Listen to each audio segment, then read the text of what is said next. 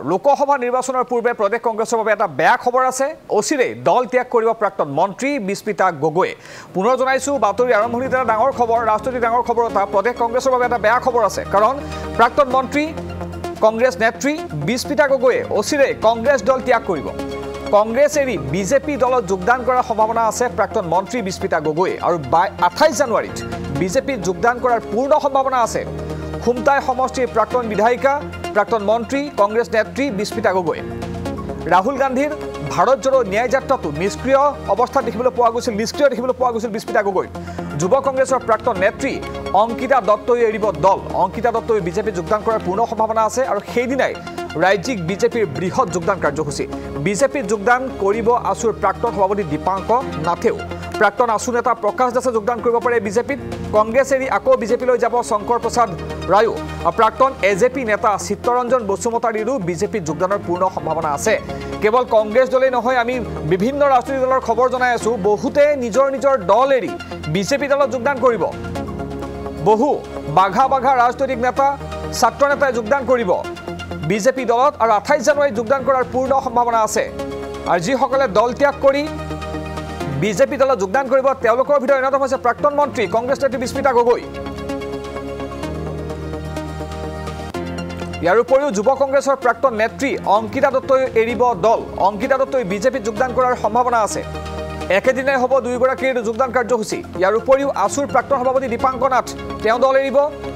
ইতিমধ্যে তেওঁ সংগঠন এৰিছে, অব্যাহত লৈছে সংগঠনৰ পৰা। তেওঁ বিজেপিত যোগদান কৰিব। ইপিনে প্ৰাক্তন আছু নেতা প্ৰকাশ দাসেও যোগদান কৰিব পাৰে বিজেপিত, সম্ভাৱনা ব্যক্ত কৰা হৈছে। আৰু কংগ্ৰেছ এৰি আকৌ বিজেপিলৈ যাব শংকৰ প্ৰসাদ ৰায়ো। ইয়াৰ উপৰিও প্ৰাক্তন এজেপি নেতা চিত্তৰঞ্জন বসুমতাৰী যোগদান কৰাৰ সম্ভাৱনা আছে বিজেপি দলত।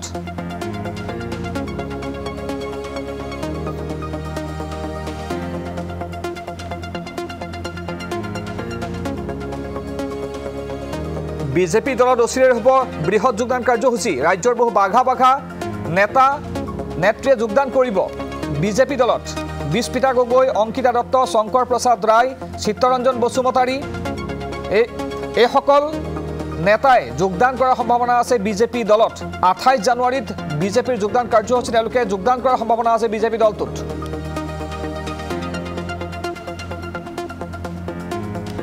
বিশেষকৈ চৰ্চা চলিছে কংগ্ৰেছ নেত্ৰী প্ৰাক্তন মন্ত্ৰী বিস্মিতা গগৈয়ে দল এৰিব। বিজেপি দলত অচিৰে যোগদানৰ সম্ভাৱনা আছে বিস্মিতা গগৈৰ। দেখিবলৈ পোৱা গৈছিল শেহতীয়া যি ৰাহুল গান্ধীৰ ভাৰত জোড়ো ন্যায় যাত্ৰা তাতো নিষ্ক্ৰিয় হৈ আছিল বিস্মিতা গগৈ।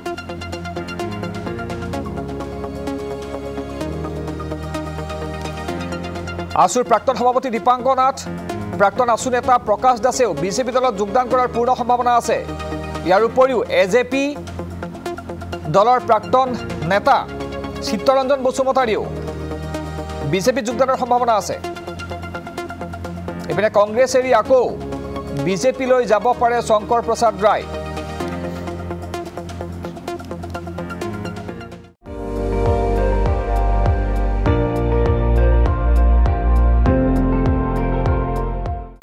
আপুনি চাই আছে ND24, সৰ্বশ্ৰেষ্ঠ নহয় সৰ্বোত্তমৰ দৌৰত।